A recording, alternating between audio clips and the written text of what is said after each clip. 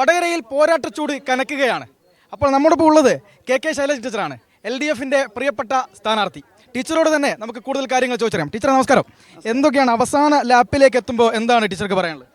വളരെ ആവേശകരമായിട്ടുള്ള അനുഭവമാണ്. ജനങ്ങളിൽ നിന്ന് വമ്പിച്ച പിന്തുണയാണ് ലഭ്യമാകുന്നത്. നല്ല ഭൂരിപക്ഷത്തിൽ വടകര പാർലമെന്റ് മണ്ഡലത്തിൽ ഇടതുപക്ഷം വിജയിക്കും. ഈ ഇപ്പം എതിർ സ്ഥാനാർത്ഥിയുടെ ഭാഗത്ത് നിന്ന് ഇപ്പോൾ ഷാഫി പറമ്പിലായാലും അവരുടെയൊക്കെ ഭാഗത്തു നിന്ന് ചില കാരണങ്ങൾ വരുന്നത്. അപ്പോൾ ഇന്നലെ തന്നെ ഷാഫി പറഞ്ഞത് ടീച്ചറുടെ ഭാഗത്തു നിന്ന് ഒരു എന്താണ് ഷാഫിയെ അപകീർത്തിപ്പെടുത്തി എന്നൊക്കെയുള്ള രീതിയിലുള്ള സംസാരങ്ങളൊക്കെ വന്നിട്ടുണ്ട്. എന്താണ് ടീച്ചർ അക്കാര്യത്തിലൊന്ന്? എന്നെ അപകീർത്തിപ്പെടുത്തി ഇത് അത്രയും ചെയ്തിട്ട് ഇപ്പം ഇങ്ങോട്ടാ? ശരി. അപ്പോൾ വലിയ വിജയം തന്നെ ഈ വടകരയിൽ ഉണ്ടാവും. വലിയ വിജയം ഉണ്ടാവും. ഈ ജനങ്ങളാണ് സാക്ഷി.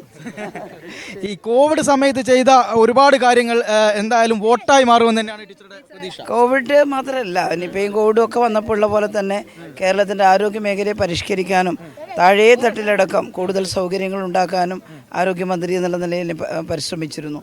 ഓരോ പ്രദേശത്ത് പോകുമ്പോൾ ആളുകൾ പറയുന്നുണ്ട് ടീച്ചർ കൊണ്ടുവന്ന ആശുപത്രിയാണ്, അല്ലെങ്കിൽ ടീച്ചറാണ് ആശുപത്രി മെച്ചപ്പെടുത്തിയത്.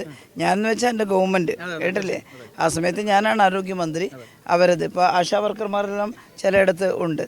അവർക്ക് വളരെ പരിതാപകരമായ അവസ്ഥയായിരുന്നു. പക്ഷേ കുറേ മെച്ചപ്പെടുത്താൻ എനിക്ക് സാധിച്ചു. ഇനിയിപ്പം പാർലമെൻറ്റിൽ പോയാൽ അത്തരക്കാരുടെ NREG വർക്കേഴ്സ്, ആശാ വർക്കേഴ്സ്, ഇവരുടെയൊക്കെ പ്രശ്നം എനിക്ക് അവിടെ ഉന്നയിക്കാമല്ലോ. അപ്പോൾ ജനങ്ങൾ പിന്നെ യുവാക്കളുടെ തൊഴിലില്ലായ്മ പരിഹരിക്കാനുള്ള പ്രശ്നങ്ങൾ, മലയോര മേഖലയിലുള്ള കൃഷിക്കാരുടെ പ്രശ്നങ്ങൾ, തീരദേശത്തുള്ള മത്സ്യത്തൊഴിലാളികളുടെ, ഇതെല്ലാം വളരെ സജീവമായി ഞാൻ നേരത്തെ മന്ത്രിയായപ്പോൾ എങ്ങനെ പ്രവർത്തിച്ചോ അതുപോലെ ഒരു MP ക്ക് എന്തൊക്കെ ചെയ്യാൻ പറ്റുമോ അതൊക്കെ ജനങ്ങൾക്ക് വേണ്ടി ചെയ്യാൻ ഞാൻ തയ്യാറാണ്.